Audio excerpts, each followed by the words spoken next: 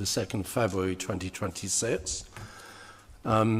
Just to note that as we work through the meeting, you will, as normal, see the agenda and reports on the screens in Council Chamber, but I'm pretty certain that, unlike me, most of you have got your laptops in front of you. I've ended up with paper versions for reasons that I'm not going to go into. So let's make a start. Agenda item number 1, welcome introductions and safety information. First of all, welcome members of the committee to the meeting. Just a reminder that the meeting is being webcast. Also, even though everybody in this room is aware of the evacuation procedure, I am going to go through it anyway. So in the event of the alarm sounding, please leave the room calmly via the lobby area and the main front door of City Hall. Turn right and walk down the ramp towards the cathedral. The assembly point is in front of the cathedral, and please wait until you've been signed off before going anywhere else. Agenda item 2, apologies for absence and substitutions. I've had apologies for absence. I've been received from Councillor Kevin Blake, who is unwell. Kevin, if you manage to watch this, hope you get well soon from all of us. Are there any further apologies and substitutions? Looks like everybody's present and correct. Okay, we'll move on to agenda item 3. Do I have any declarations of interest from committee members? Okay, thank you. No declarations of interest. Agenda item number 4, Chair's announcements. I don't have any announcements at this date and time. Obviously, there would be one separate item to that, which is to say that this isn't the only budget we're involved in. We also have the West of England Combined Authority budget, and that was approved by the West of England Combined Authority Committee on Friday. So WECA have a budget. I'm hoping that next week we will have a budget as well. Agenda item number 5 is public forum. No public questions have been received for this meeting. We did have one public statement, which was from Councillor Cass South regarding the disposal of old Southmead Library and Youth Centre. Cass isn't here, but we've seen her statement and noted her statement. So that brings us on to the first substantive item, which is Arts Council grant extension for 27-28.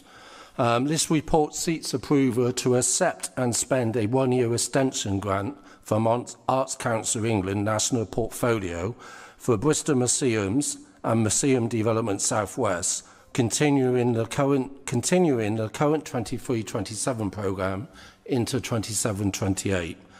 This is a key decision as it involves spend of more than £500,000. I would like to invite Philip Walker, Head of Service, Culture and Creative Industries, to outline the report. Over to you, Phil. Thank you, Chair. Good afternoon, councillors.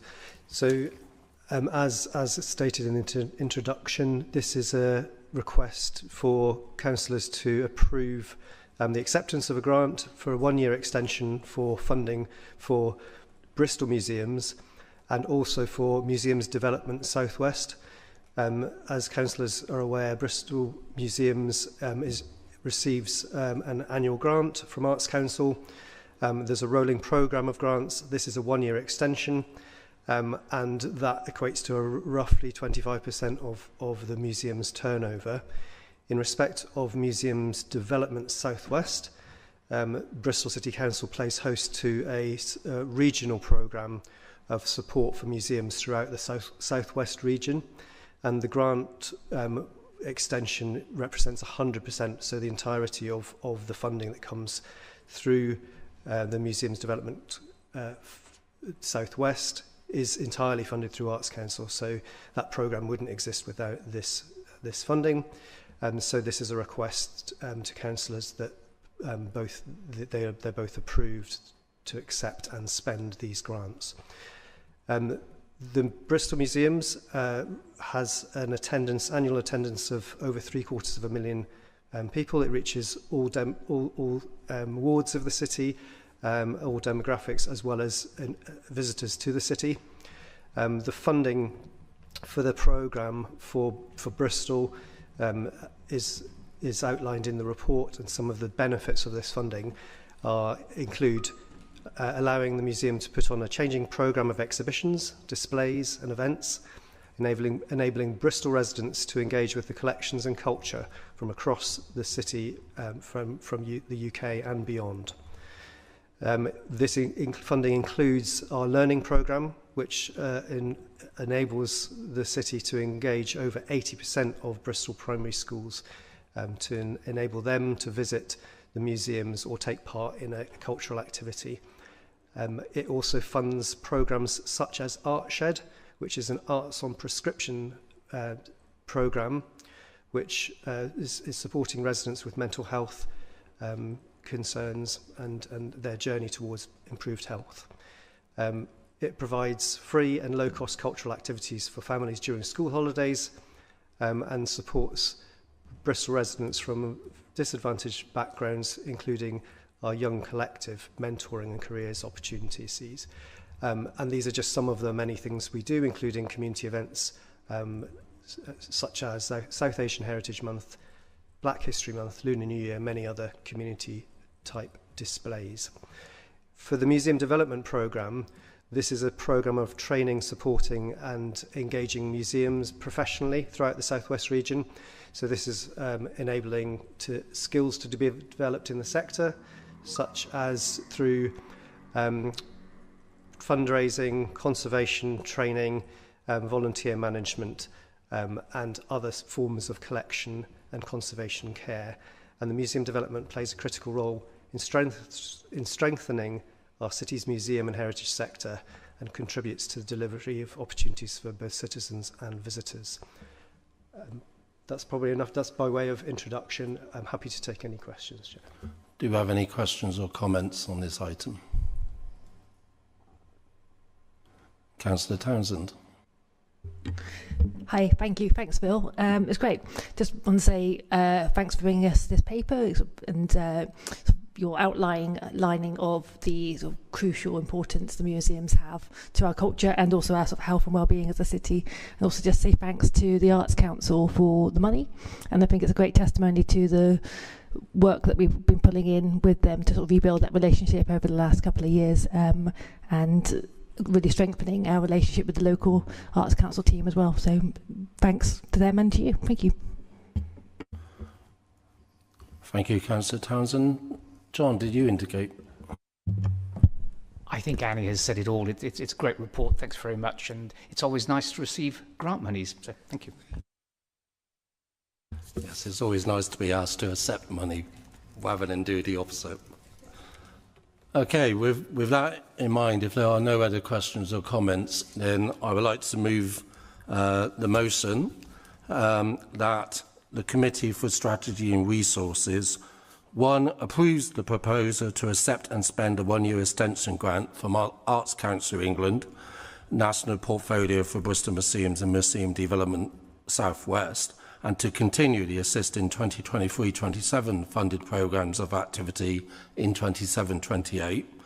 And 2, authorise the Executive Director for Growth and Regeneration, in consultation with the Chair of the Strategy and Resources Committee, to take all steps required to apply for, accept and spend funding in accordance with the grant agreement as required by Arts Council England and associated grant-funded activity plans for Bristol Museums and for museum development. Can I ask for a seconder, please? Seconded. Thank you, Councillor Classett. All those in favour, please show your hands. And that's unanimous. Thank you, Phil. Okay, we'll now move on to agenda item number 7, the report of the Finance Subcommittee. The Finance Subcommittee is a standing subcommittee of the Strategy and Resources Policy Committee. Since summer 2025 and on through the autumn, the subcommittee held a series of meetings where members were briefed about the ongoing actions to mitigate the in-year budget challenge, the development of the public budget consultation, which was conducted in the late autumn, and the development of the 26-27 budget.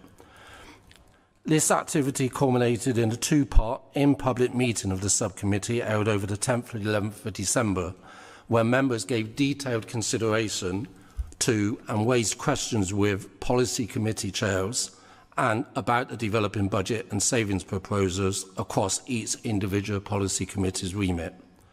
Feedback and comments from the Finance Subcommittee are incorporated in our report and has been noted and taken into account in terms of the budget reports that we are considering today. And I would like to thank the subcommittee for their efforts. I would now like to invite Councillor Patrick McAllister, Chair of the Finance Subcommittee, to present the report. Patrick. Thank you very much, Chair. So yeah, over the past year, as you've said, the Finance Subcommittee received briefings on the Council's different accounts and directorates and their financial positions. We undertook in-depth reviews of saving proposals and provided some essential cross-party input into the budget development process, and all those efforts culminated in the report that we are considering today. The issues that are discussed in the report I don't think are surprising to anybody, and we'll be discussing them further in the following items. So while I don't propose to discuss them individually now, I think I'm happy to take any questions on them. Overall, I am very proud that we've contributed to a budget that safeguards our essential services and the most vulnerable in our city, brings a renewed focus on preventing harm instead of picking up the pieces, and which focuses on long-term sustainability and improvement, particularly in housing and children's provision. I'd like to just take this opportunity to thank all officers who were involved in the Finance Subcommittee's meetings and all members for all their contributions. We had at times weekly meetings discussing some pretty hefty meetings and concepts, and that's a pretty punishing schedule sometimes, but I think that we did a very good job. I'm grateful for the excellent cross-party working we achieved this year as well. Every member of the committee gave some really valuable contributions, which I think are reflected in the report and in the final draft budget. That was a model of the collaborative and productive political environment that the committee system is aiming to uphold.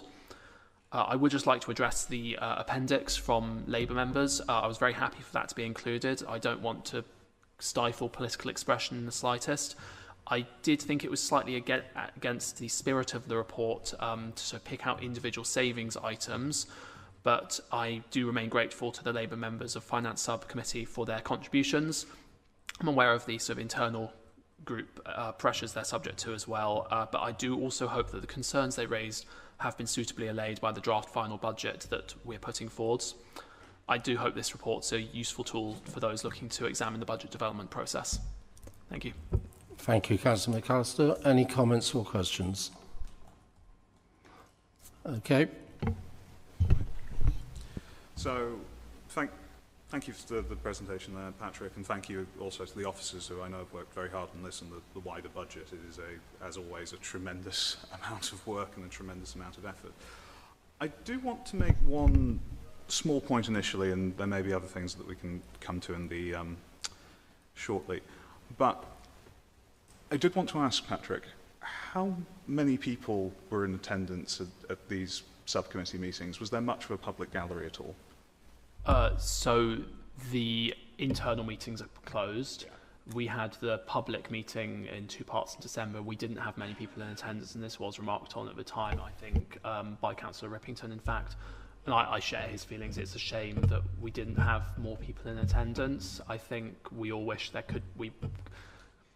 if you'll pardon the expression, I think it's maybe not the sexiest topic for the public to be engaged with, especially because I think it's fair to say this year there weren't as many controversial proposals in line. We had a few public statements and things. I think it is definitely worth a consideration of how do we promote this better, because it is a very important meeting in the council's calendar, and it's good to have that public engagement. I share the ambition to improve that in future years. Yeah, I think I'm glad that we agree on that point, that I think, there is no one in the public gallery, and this is quite an important meeting from that point of view. I agree that it's not perhaps the most interesting, and I can certainly understand the reticence that people might have when confronted with hundreds of pages of reports. But I think we do need to look at what participatory democracy looks like under the committee system, because in some ways, internally, I think we have quite robust engagement, yes, but externally, and I think other councillors may want to look at the consultation responses, and especially how much response we received from more deprived communities, but we'll get to that in the next section. I do agree, and I think probably the next item is where to discuss the consultation, but I do think the consultation team did quite a good job in the circumstances, but there's always more we can do, of course. Thank you. I'm just going to take the opportunity to respond as well, because I think this is not a problem that is unique to the committee model system. I think if you look around the country at local authority meetings, regardless of whether they're run under the mayor system, under a cabinet system, or under a committee model system, we do have a problem right across the spectrum of a lack of engagement from the members of the public. Now, we could debate for quite a while what those reasons would be. I would suggest that one of those reasons, and in many ways we've seen this being demonstrated in elsewhere, is that there is, I'm afraid to say it, an increase in feeling that politicians aren't necessarily listening to members of the public. And all of us, as elected politicians, have a responsibility to see what we can do to address that and how we can increase that engagement. I am conscious that one of the public meetings which does, if you look at in terms of members in the public gallery, the meetings that do tend to have the largest numbers of members of the public attending tend to be full council. That's the same under the committee model as it was under the mayor model, and before that under the cabinet system. And planning committees also tend to generate audience members. And I think part of the reason for that is often, if there are things of a very specific nature that affect people very personally, they will tend to come along, particularly if they think something is being done to them without them being able to have an input into it. So it is something that all of us as elected representatives need to reflect upon. I know it's something that we are looking in terms of our comms strategy, which will be coming to strategy and resources soon, about how we can improve that engagement with members of the community. And also a key part of that is how we can improve those strategic consultations, because too often we have people who are coming to us and saying they weren't aware of something happening in their neighbourhood, despite the fact that it had been consulted on previously, either under this administration or under the previous administration or the administrations before them. So I think I take your point, but I do think it is something that all of us have to address, and it's not something that can be specifically laid at the other door of any particular governance system. Councillor King had her hand up, but I think you wanted to respond directly to my point. So I'll let you go first if Ellie is willing to let you.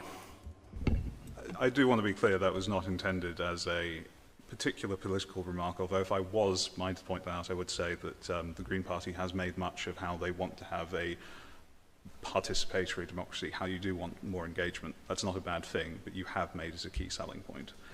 I do just want to make the point that this is really important stuff. It's not necessarily exciting to the eye, it's not, going to set the world on fire, but it is incredibly important, and that is something we should be mindful of. It was not intended as a jibe.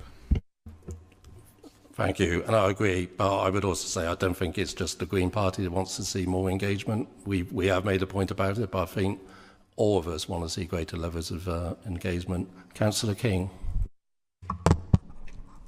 I just wanted to offer up another suggestion for why there's less people engaging with it this year, and I think it needs to be acknowledged there's a 30% increase in core spending power, and that has enabled the council to take off some of the more controversial aspects that I think would have had some public gallery attendance had they still had to be on the table. It would be nice to see some acknowledgement of that. As someone who was a councillor in the last Labour administration and sat through some very painful budget setting exercises that went late into the evening, many evenings on the trot, trying to get a balanced budget that still protected our more essential services and protected the most vulnerable in the city. It's a markedly different experience, I think, this year. It would be nice to see some acknowledgement of that. Thank you. However, I think it's important we are very accurate. So the 30% increase in core spending power is if we also include last year's funding from the government. For the next 4 years, it's more like 20% over core spending power. And you're right, we lobbied for increased spending. We didn't necessarily get that in the form of additional funding directly from government. What we did get was the ability to keep more of our business rates. However, you're right about acknowledging where something good has been done, but I think going the other side as well, I think it's also important to acknowledge that a considerable amount of that additional core spending will be as a result of council tax needing to be put up by the maximum for the next 3 years. So we do, there are backwards and forwards, and to quote the co-leader of South Gloucestershire Council, we are still facing the fact that even with changes in the government's approach, funding is not keeping pace with the costs, which is why South Gloucestershire are having to take 20 million out of their reserves. Just to come back on that, so I agree with you, but I think the business rates is what puts us in such a fortunate position. We're one of the top councils in terms of business rates, so that has been a huge benefit to us, and it's right that more of the income that we generate locally should be spent locally. So again, I see this as a positive thing, and I think we should be a bit more in acknowledgement of the benefits that the local government settlements brought us. And you can be sure I'll be making that point at full council, but we also have to be aware of you can't take one without the other. So I will give a balanced view of the budget when it comes to full, assuming it gets approved today when it goes to full council. Okay, any other comments? Oops. So the report is for noting. So can I take the report as being noted? Thank you. And now we move on to agenda item number 8. Okay, this is the big chunk that's of this meeting. This report presents Bristol City Council's draft budget report for 2026-27 to 2030-31. It incorporates recommendations for decisions regarding the council's both general fund and ring-fenced revenue budgets for the 5 years 26-27 to 2030-31. The capital programme for the 10 years 2026-27 to 2035-36, and Treasury Management Strategy, which includes the Council's minimum revenue provision, prudential indicators and limits.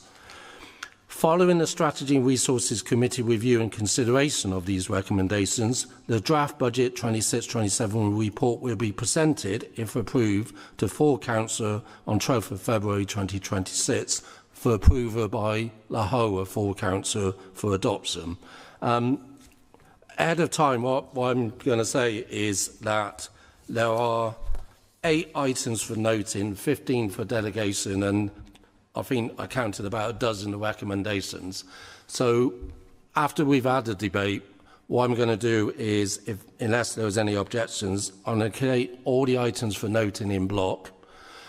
For the items for delegation, I'm going to split them into the ones for the General Fund, the DSG and the HOA, and then I'm going to do the same for the recommendations for the General Fund, the HOA and the DSG, unless everybody is happy for us to do them on block. That's why I thought Councillor Blenkinsop. So with that in mind, I would like to invite Andy Rothery, Executive Director for Resources, to outline the report. Andy. Okay. Thank you, Chair. And I'll go through the headlines of the budget report. I think the first thing to note is the proposed General Fund revenue budget requirement for 26-27 is £634 million. And this rises to 770 million by 2030-31. So there's been significant changes in this revenue budget in terms of the funding changes from the Fairer Funding Review and Provisional Settlement. We're still waiting for the final settlement, which will come shortly.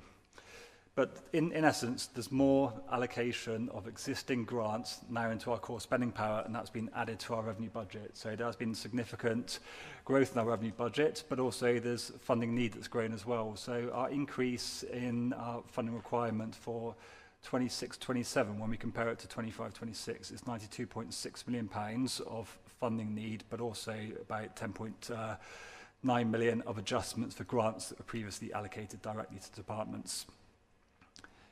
In addition to nearly 30 million of funding for pay, contract inflation and activity changes, the budget includes 46.2 million of new service pressures and targeted investments. Some examples of these, and these are all detailed in Appendix 10, there's £21 million going into children's and young people, 8.2 million going into housing, and 8.8 million going into adult social care. Also, the budget has incorporated some new investments, including funding for recycling improvement, additional top-up funding into the local crisis prevention fund, and increased street cleansing. But it is worth noting that the funding requirement for 26-27 is higher than the available funding, the income to run the council. So there was a savings requirement of 41 million, and this rises to 70.1 million by 2030-31. And a few headlines from the savings. So across adult social care, there's a requirement for 8.4 million of savings in 26-27. For children and young people, 12.6 million, and for homes and housing delivery, 7 million. And in strategy resources, just picking off a key budget adjustment, but this is council-wide, there's a 7.2 million, which is a adjustment for our pension contributions through positive performance of the pension fund, the local government pension fund. So just touching on a few headlines in terms of our funding also. So the budget is proposing a 4.99% increase in council tax. That's 2.99% core council tax and 2% for the social care precept. And our council tax base is moving from it's generating 316.5 million in 26-27, and that's a movement of about 17.2 million from the prior year. And also, probably the area of the most significant change is our business rates income. That's now 280.4 million in 26-27, and that's rising to 333 million by 2030-31. And this is an area that's undergone major change from the Fairer Funding Review, and that was touched on by the Chair in terms of some of the opening comments. So council reserves have moved also. So the General Fund Reserve, that's the reserve held for in-year risk. As our budget's grown, the requirement to hold a general earmark reserve has grown also. So that's now a £38 million requirement for 26-27. And over the life of the budget, our earmark reserves move from 182.5 million, and they do fall to 156 million. That shows throughout the life of the budget there's planned use and drawdown of reserves to fund areas that already has commitments against them.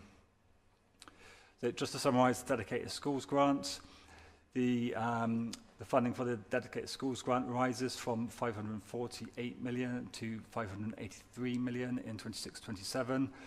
And it is worth noting we do have a forecast deficit on the DSG. So the opening deficit after all council contributions to our safety valve programme, that's the Department for Education programme, where we have pressures on the SEND element of the DSG.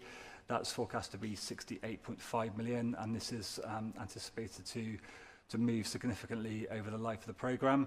However, it is worth noting that from the 1st of April 2028, we are still awaiting clarity from government, but we are expecting SEND provision to be fully funded by the Department for Education.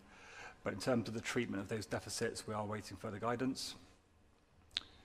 So just to summarise the HRA position, the gross income into the HRA for 26-27 is proposed at 166.5 million, and the capital investment across the HRA is 180 million for 26-27. And some of the pressures and priorities within the HRA include cladding remediation and decent homes and safety works. Just turning to the capital budget. For 26-27, this is posed at 412 million, and that's 232 million of general fund capital schemes and 180 million of HRA schemes. And over the life of the capital programme is total investment of around 1.7 billion, so that's significant over the full life of the proposed capital programme. And some of the key investments touch on investment into our transport highways, flood defences, new homes, and building and making improvements to schools as well, but also decarbonising our estate. Just to summarise a key headline or two from the Section 25 statement. This is part of the Local Government Act, where I'm required to give assurance on the budget in terms of the robustness of the estimates in our budget and also the adequacy of our level of reserves we have. And I'm pleased to say that I've concluded that with a positive assessment on the budget, and the budget is proposed as fully balanced. I think a few key things in the Section 25 statement are worth noting is that there is risk in terms of ongoing demand and cost in adults and children's services, but also delivery of savings. That remains a risk as well, and the contingency for savings has been adjusted to £6.2 million. And also the DSG deficit, that is touched on in the Section 25 statement also, because that is an ongoing key area of risk. So in summary, there's a £634 million budget for 26-27, with a significant savings programme of 41 million, and our funding increases are predicated on council tax rises of 4.99%. I think that's probably my headlines, Chair, so happy to take questions. Okay, thank you, Andy. And I'd like to express my thanks to you and your team and senior officers. I'm conscious of the huge amount of work that has gone into this, and it still isn't finished. We still have to wait for the final local government financial settlement, which could be any time now. And just so members are aware, it potentially that final settlement could see some adjustments needing to be made. And those would be technical adjustments. At the moment, we're hoping there'll be positive technical adjustments, but given the size of the government taking on a task of doing a 3-year, multi-year settlement, there could be some variances in that. I'm going to open up the floor to members to ask any question or make any comments. Wow. Go on, Tom, you have to. It's in your contract, I believe. I'm a bit worried about that.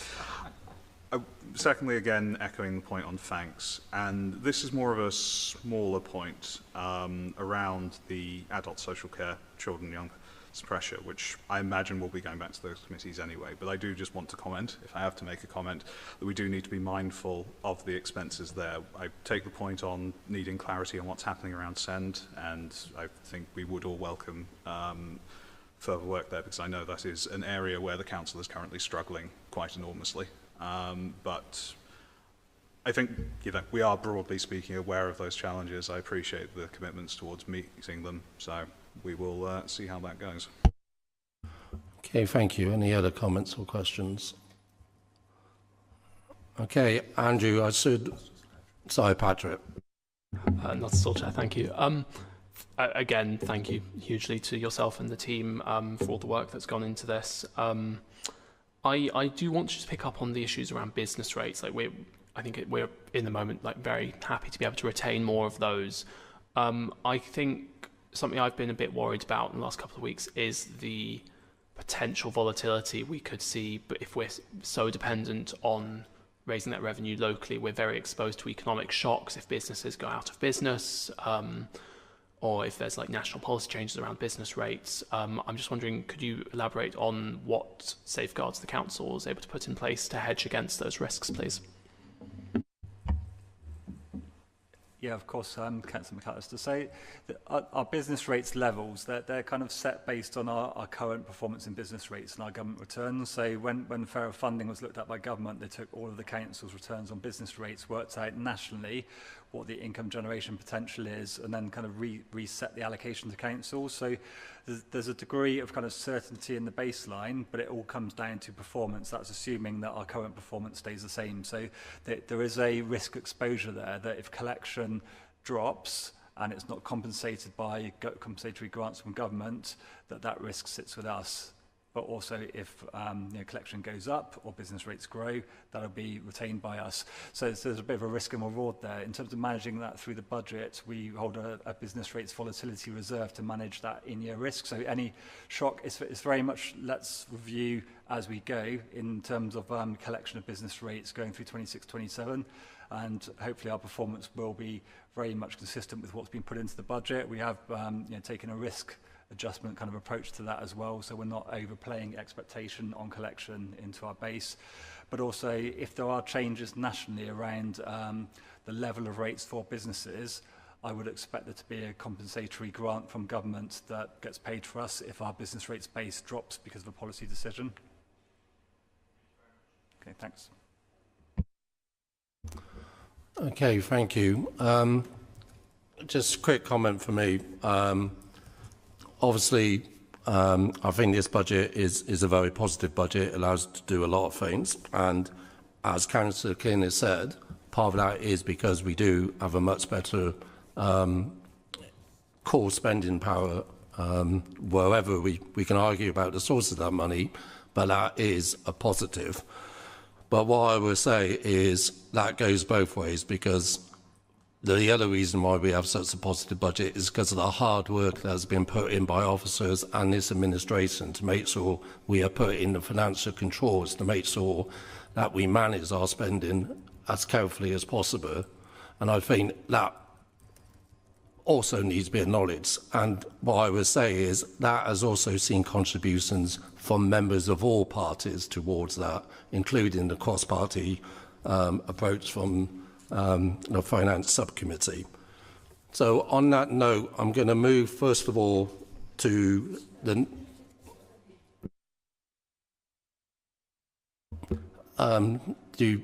sorry, I did ask if anybody.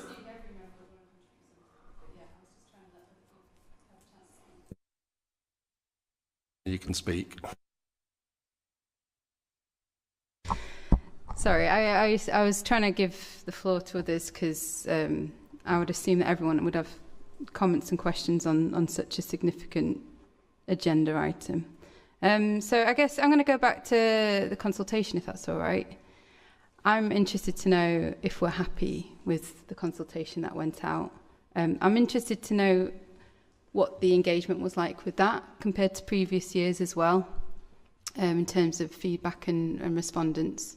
But I read the consultation when I was in my monthly surgery with Kelvin at Hillfields Library, and I wasn't very happy with it, to be honest. I think mainly because I think it wasn't as transparent and as plain speaking as it could be. It was in some ways, but in some ways it also didn't say much at all. And I think there was some pretty carefully chosen words that didn't necessarily get across what was being proposed. And if I felt like that, I'm pretty sure a lot of the members of the public would feel like that as well.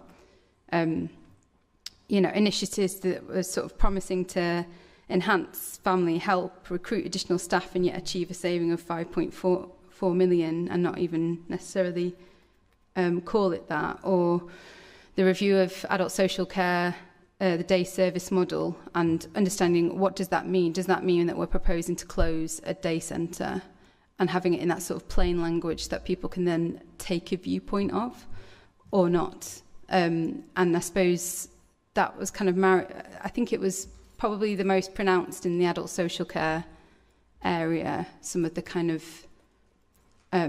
unclear phrasing that was used, but it was a general theme throughout the consultation. And it can't have just been me that felt like that. I know that others in my group certainly felt like that, but across the city, I know that there's some equalities groups. Bristol Women's Voice weren't particularly happy with how it was presented either, and how their ability to engage with it. And I'm sure there were many others as well.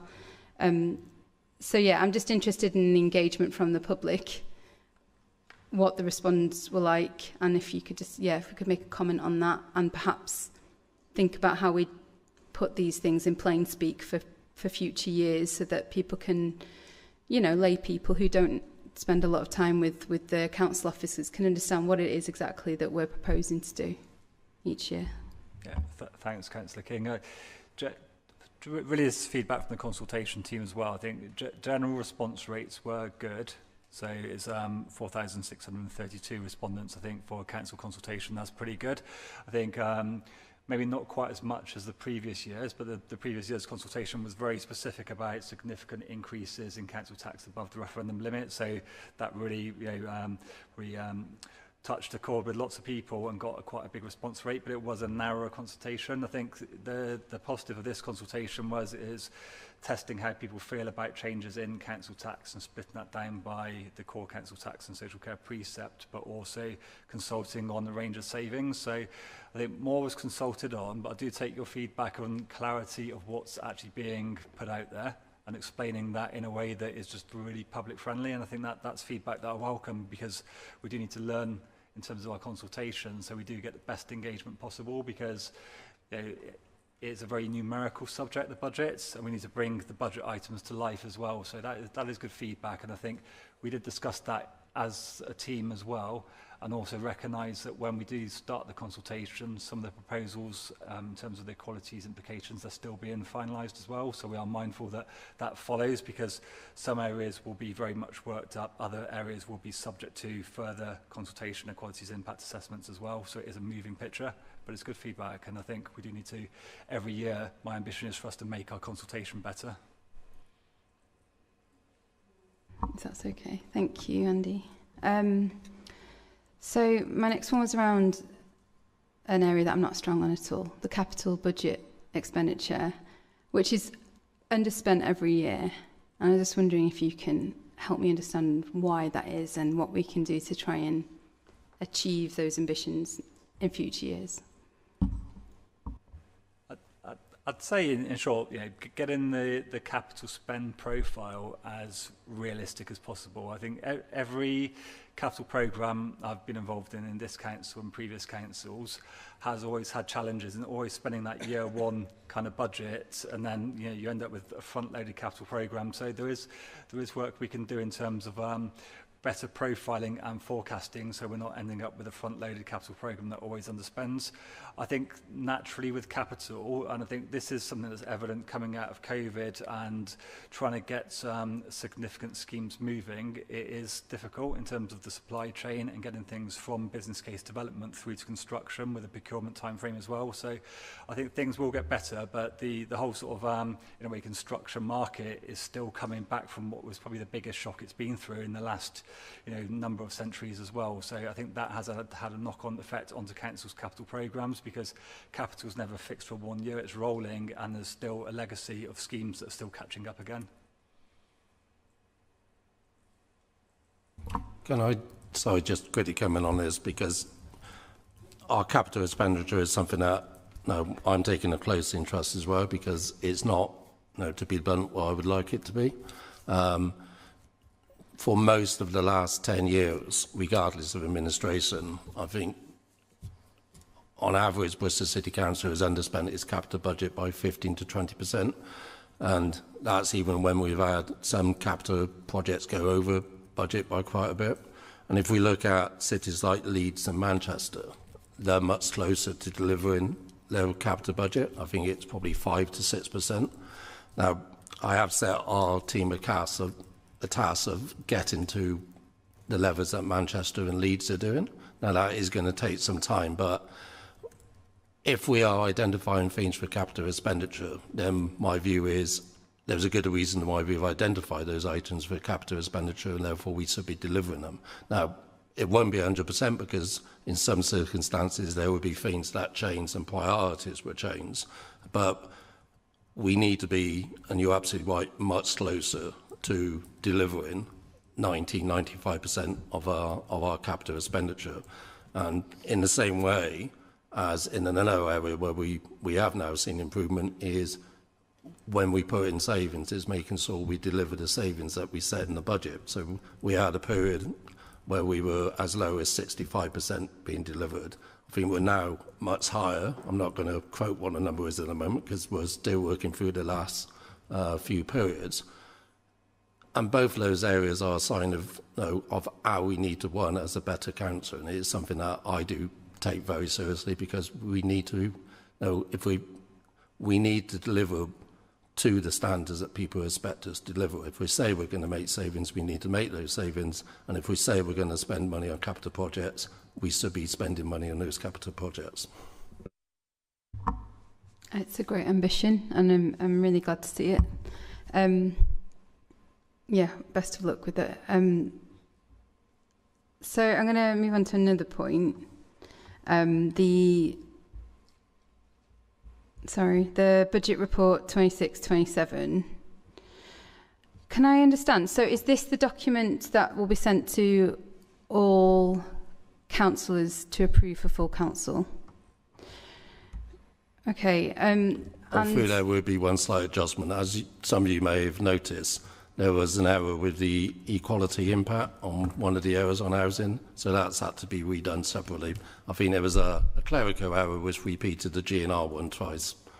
So we'll get that right. There is a copy that's been sent out to you now, but yeah.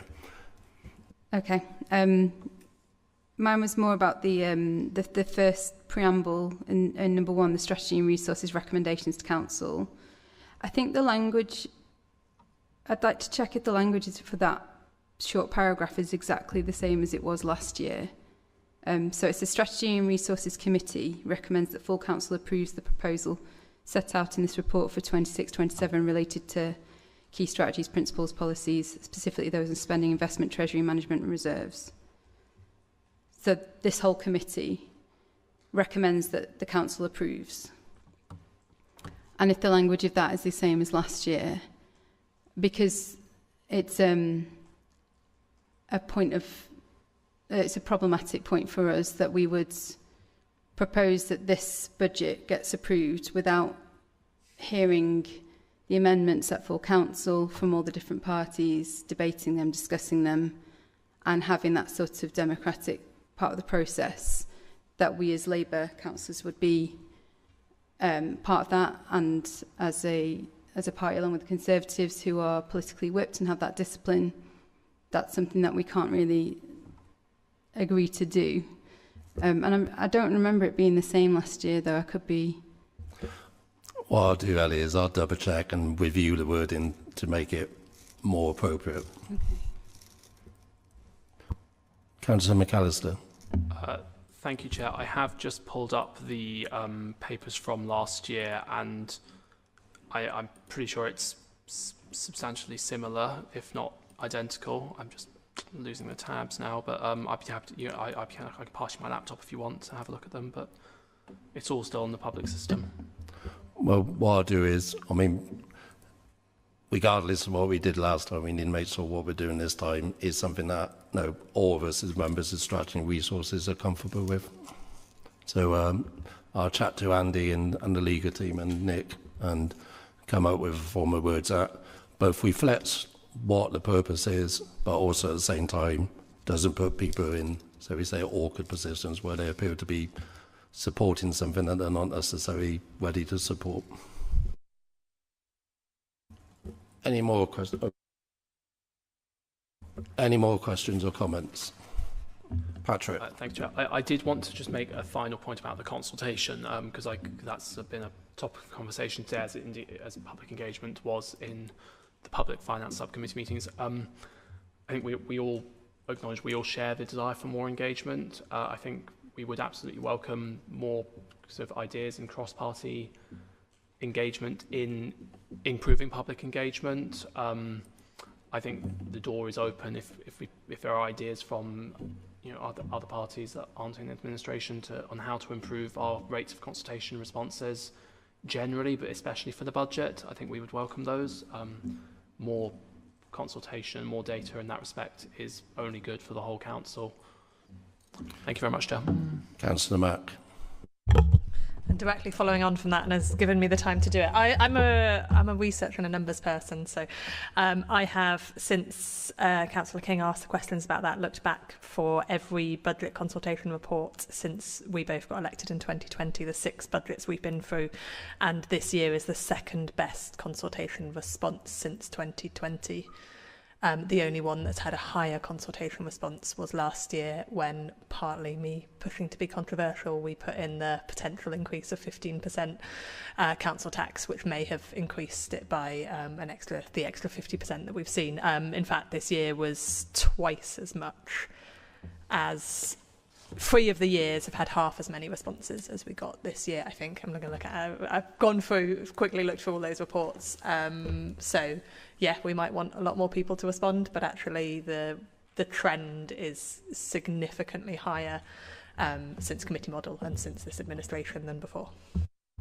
Okay, but I think, no, as I mentioned earlier, we do have proposals for the corporate strategy to come to strategy and resources. And I think, regardless of the numbers, I think there's always room for improvement. And I think also we are looking at how we can make our comms as a council more accessible for a wider range of people, because the reality we have seen some improvements in the diversity of people responding, but it still isn't where we want it to be and where we need it to be. So I think it's nice, and we're probably going to be discussing in even more detail at a future strategy and resources committee, and hopefully all of us will be slightly happier with next year's consultation and happier again with the consultation after that, until we get to a point where we are satisfied we're running a consultation that everybody feels able to respond to. Okay, any more comments or questions? Okay, in that case, I'm going to divide this up. The first thing I'm going to do is go through the items for noting. And if everybody's okay, I'll do them as a block. There are 8 items for noting. So can I ask that the Strategy and Resources Committee notes that 1.1, the budget consultation process that was followed and feedback as outlined in section 19 and appendix 6. 2, that the budget consultation feedback and equality impact assessments have been taken into consideration by officers and have informed the budget proposers. 3, the categorisation of earmarked reserves and provisions as set out in section 16 of the main report. And 4, the section 25 statement of the section 151 officer as set out in section 8. Moving on to the dedicated SCURS grant, can I ask the committee to note that Bristol SCURS Forum feedback on the 26-27 DSG proposed budget will follow to full council following their meeting on the 21st of January 2026.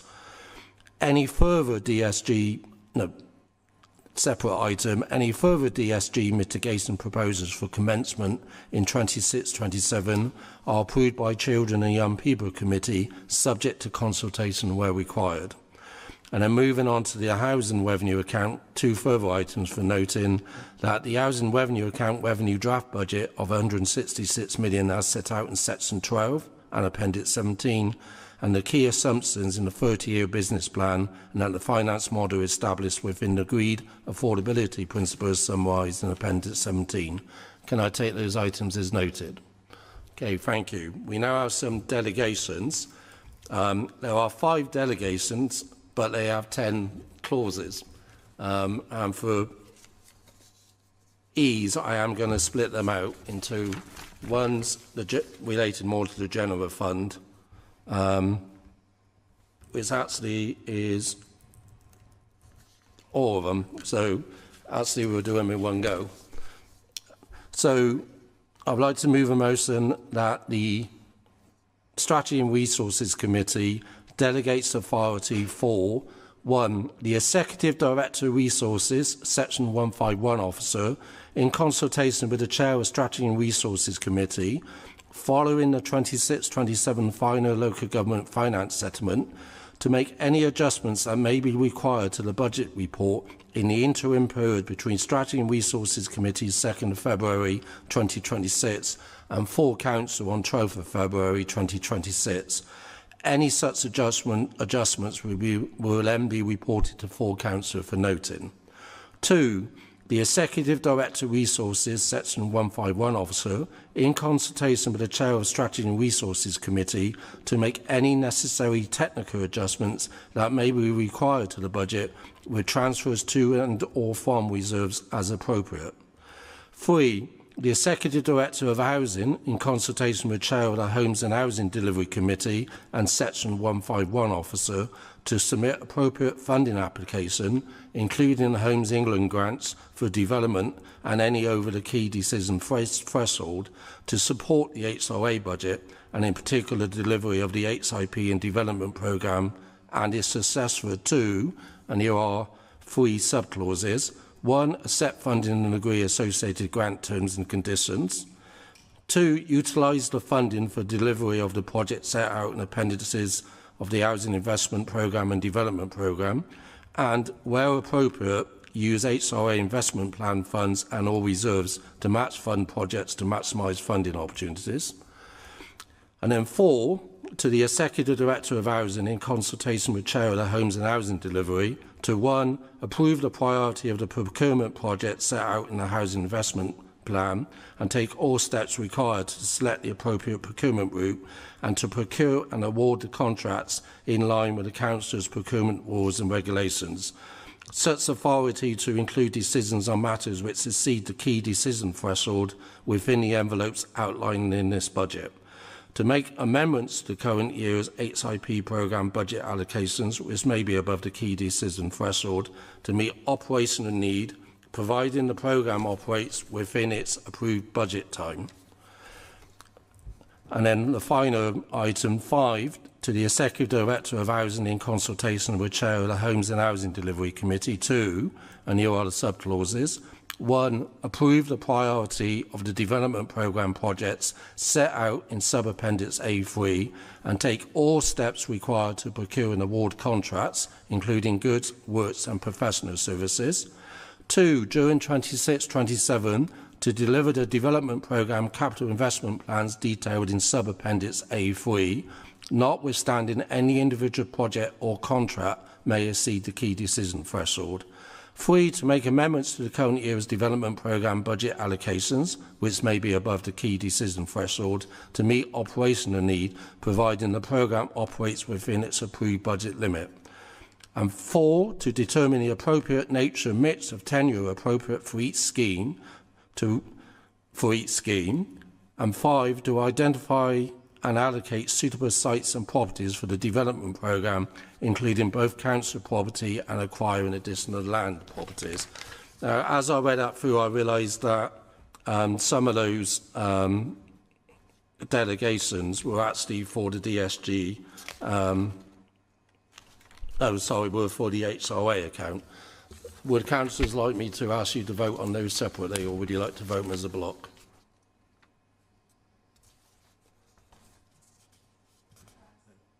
As a block.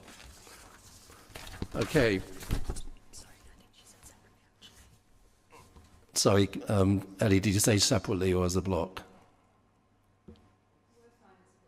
All right. Yeah. Sorry, it's just Amy thought you said something, do you? Sorry. So, can I ask for a seconder for those delegations? Seconded. All those in favour, please raise your hands. All those against, please raise your hands. All those abstaining, please raise your hands. That's passed.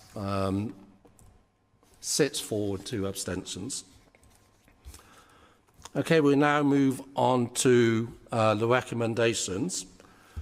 There are 8 recommendations for the General Fund, 2 for the dedicated SCURS grant, and 4 for the Housing Revenue account. So I would like to move that the Strategy and Resources Committee recommends for onward consideration to full council.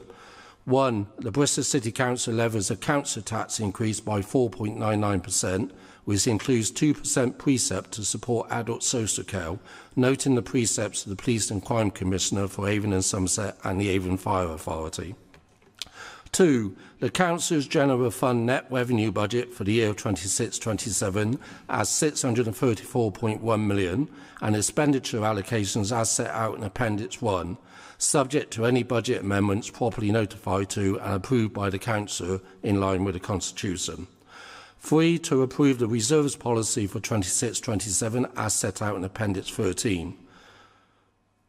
4. To approve the capital strategy for 26-27 add to 2035-36 as set out in Appendix 2A.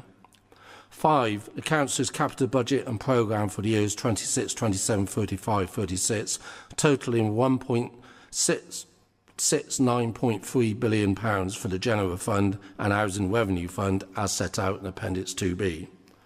6. The Strategic Community Infrastructure Levy allocations in Sections 14 are approved. 7, the proposed Treasury Management Strategy for 26-27 in Appendix 4, incorporating the minimum revenue provision policy and the prudential indicators and limits. And 8, to approve the strategy for the flexible use of capital receipts as set out in Appendix 5. Can I ask for a seconder for those general fund and capital? Seconded. Thank you very much. All those in favour, please raise your hands. All those against, please raise your hands.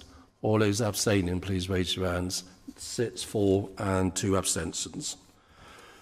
Okay, I would now like to move that the Strategy and Resources Committee recommends for onward consideration to full council in regards to the dedicated SCURS grant, that the gross distribution of the 26-27 dedicated SCURS grant of 583.2 million, 264.6 million is received net after deductions for application and onward administration of funds to SCURS and early year settings as set out in Section 9 and Appendix 16. And secondly, the block budgets for 26-27, which are SCURS block 384.9 million, Central SCURS Services block 2.7 million, INES block 102.5 million, Early Years block 93.1 million, as set out in Appendix 16 and including transfers between blocks and growth funds as set out or as to be agreed by SCURS Forum. Can I ask for a seconder for those recommendations? Seconded. Thank you. All those in favour, please raise your hands. All those against? All those abstaining? 6 for and 2 abstentions. And then finally, for the Housing Revenue account, I would like to move that the Strategy and Resources Committee recommends for onward consideration to full council a rent and service charge increase of 4.8% effective from April 26, applicable to HRA dwellings, general needs accommodation, supported housing and temporary accommodation, and to approve the recalculated service charges and service charge statement based on actual cost for issue in September 2026. The one-year revenue budget of 166 million for 26-27 as set out in Appendix 17. The 5-year capital programme 26-27 to 2030-31 as detailed in the relevant appendix, and the Housing Improvement Plan and Development Programme set out in sub-appendices A2 and A3, subject to the following recommendations 2.3, 2.5, 2.4 and 2.5 above regarding delegated authority. Can I ask for a seconder for those recommendations? Seconded. Thank you. All those in favour, please raise your hands. All those against, please raise your hands. All those abstaining, please raise your hands. 6 for and 2 against. 2 abstain, sorry, my apologies. Okay, you'll be happy to know that now concludes the meeting. Thank you very much for your contributions, and next step for the budget will be the full budget meeting on February the 12th. Thank you, everyone.